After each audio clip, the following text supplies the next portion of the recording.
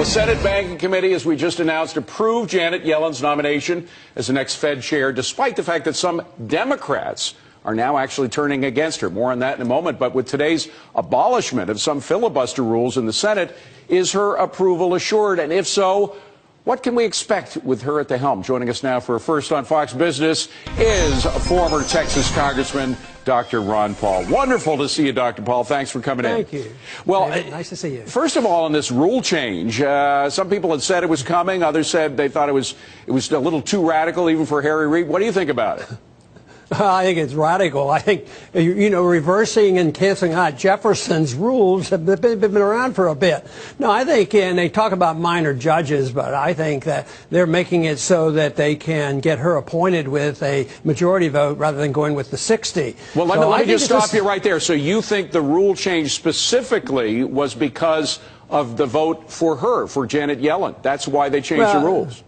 There's no way for me to know, but I speculate that that's a very strong possibility. It seems like she's a much more important person than some of these minor judges. Hardly anybody in the country knows which judges they're talking about. But I think the best I can tell, it will apply to Yellen under the new rule, which means it makes it easier. And, that vote was not overwhelming. No, and we'll talk 14-8. about that. But again, I'm sorry to interrupt, but you do have a source inside the U.S. Senate, your son, Rand Paul, Senator Rand Paul. Was he planning to filibuster Janet Yellen? I do not know that with certainty. I know what he has said, and he had talked about it, and I know he doesn't like her monetary policy. I dislike the system and think she's more of the same, only worse. But he thinks she's really a lot worse, that she's a really strong inflationist, and I don't think she hides that. I keep thinking we're going to continue with the QEs, and we're up to what, QE3 now, but I think we're more likely to have another QE than we are to have tapering. So maybe next year when she gets control of this thing, we're going to have QEY. That's what I'm anticipating. Well, even some Democrats, we expect you to say that and your son Rand Paul, but even some Democrats have turned against QE and against her specifically. Joe Manchin, Democrat from West Virginia, voted against her. And this is what he said. Her views and beliefs to continue quantitative easing, despite a failure to see any real gains, greatly troubles me. Do you think there will be other Democrats besides Senator Manchin coming over to that view?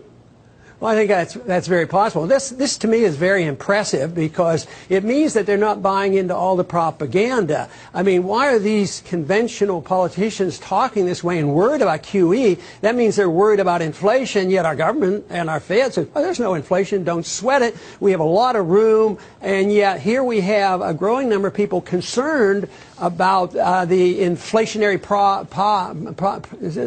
policies of what they're doing with this massive purchase of bonds. So I would say it's a healthy wake-up call, and I'm sure she'll be appointed, but I think the discussion is going to be very, very valuable. Yeah. Now, it's not only Democratic senators and congressmen. There are also some former Fed officials who've been coming out and speaking out against this policy. In her views, we had that piece in the Wall Street Journal about a week ago by the guy, Andrew Huszar, who was responsible for a lot of the purchases of the mortgage-backed securities by the Fed. He said, "I'm sorry, America. I've come to recognize that QE for what it really is, the greatest backdoor Wall Street bailout of all time," from a former Fed official. Yeah, and matter of fact, I interviewed on my Ron Paul channel and found it fascinating what he had to say, because he was in charge of the QE1, where he was literally in charge of purchasing $1.2 trillion worth of bonds.